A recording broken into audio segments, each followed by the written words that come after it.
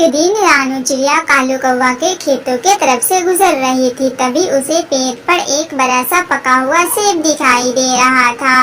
रानू चिड़िया उस दरख्त पर जाती है और उस सेब को तोड़ लेती है। आज तो मैं ऐसे ही खाली पंख अपने घर वापस लौट रही थी, लेकिन चलो शुक्र है कि हमें कोई फल तो मिल गया। हमारे बच्चे आज भूखे नहीं सोएंगे। रानू चिड़िया वो फल लेकर अपने घर की तरफ जाने लगती है। कुछ ही दूर आगे जाने के बाद बहुत तेज बारिश होने लगती है। रानू चिड़िया उस फल को लेकर एक दरख्त के नीचे छुप जाती है। उसी जंगल में दूसरे दरख्त पे कालू कौवा और गोरी कौवी रहते थे। वो रानू चिड़िया को अपने खिड़की से उस पेड़ के नीचे छुपे हुए देख लेती है। इधर कालू कौवा और गोरी कौवी दोनों भूखे थे। कालू जी वो देखिए, वो रानू चिड़िया कोई फल लेकर पेड़ के नीचे खड़ी हुई है। आप जाए उनसे वो फल छीन करके ले आए, हमें बहुत तेज भूख लगी हुई है। गोरी, भूख तो मुझे भी लगी हुई है, लेकिन ये चिड़िया मुझे अपना सेब नहीं देगी। कालू जी तुम सारी बातें यही कर लोगे या फिर जाओगे भी? फिर कालू कौवा अपने घर से बाहर निकलता है और रानू चिड़िया के पास जाता है।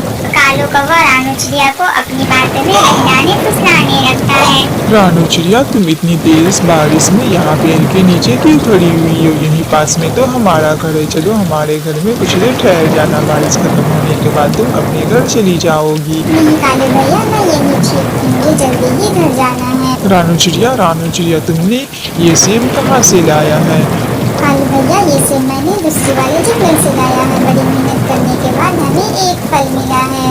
हम अपने बच्चों के लिए लेकर के जा रहे हैं। रानू चिड़िया, वो देख चील आ रहा है, जल्दी यहाँ से चलो वरना तुम्हें ये चील खा जाए। रानू चिड़िया दूसरी तरफ मुड़कर देखने लगती है। तभी कालू कौवा वो सेब लेकर भाग जाता है।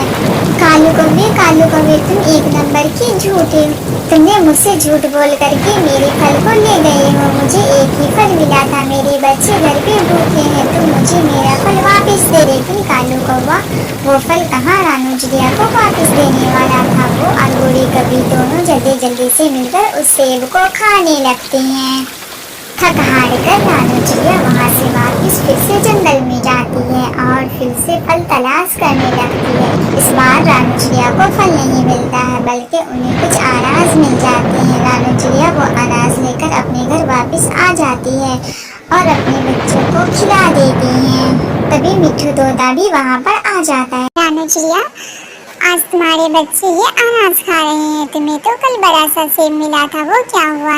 मिट्ठू तोते, वो सेब तो कालू कौवे ने मुझसे रास्ते में ही छीन लिए थे। फिर मैं दोबारा जंगल गई थी, तब जाकर हमें ये फल मिला है। बहुत दुष्ट है वो कालू कौवा। 2 दिन पहले मैं जब जंगल से अमरूद लेकर के आ रहा था तो उस कालू कौवे ने मेरी अमरूद भी छीन ली थी।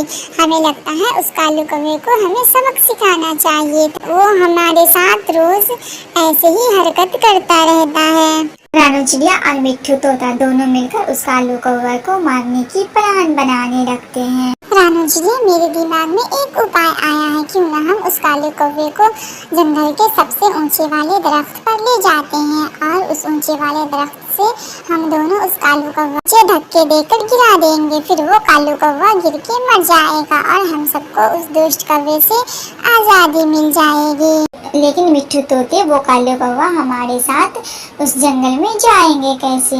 रानू चिड़िया, तुम ये मुझ पे छोड़ दो। वो कौवा एक नंबर का लालची है, उसे हम कोई फल के बारे में बताएंगे, फिर वो हमारे साथ जाने लगेगा। फिर मिट्ठू तोता कालू कौवा के पास जाता है और कालू कौवा से कहता है, कालू, इस जंगल में जो सबसे बड़ा पेड़ है ना, उस पेड़ पे बहुत सारे मीठे मीठे पीले पीले आम लगे हुए हैं। हम सब जा रहे हैं वहाँ पर आम खाने। अगर तुम्हें भी आम खाना है तो चलो मेरे साथ। कालू कौवा तो एक नंबर का दुष्ट और लालची था ही। वो मिट्ठू तोते के साथ उस बड़े वाले दरख्त पर चला जाता है और रानू चिड़िया भी वहाँ पे आ जाती है। फिर मिट्ठू तोता और रानू चिड़िया दोनों मिलकर उस कालू कौवे को जोर से धक्का दे देते हैं। वो कालू कौवा नीचे गिर जाता है। नीचे गिरने के थोड़ी देर बाद ही कालू कौवा की सांसें टूट जाती है और वो वहीं पे मर जाता है।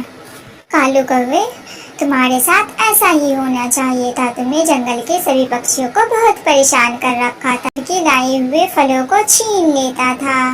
अनुचिया, अब हमें कोई चिंता नहीं है किसी चीज का। अब हम आजाद जंगल में फलों की तलाश करने जाएंगे और फल तलाश करके लाएंगे, और अब हमारा फल कोई छीनने वाला भी नहीं होगा। फिर वो सब वहाँ से अपने अपने घर चले जाते हैं।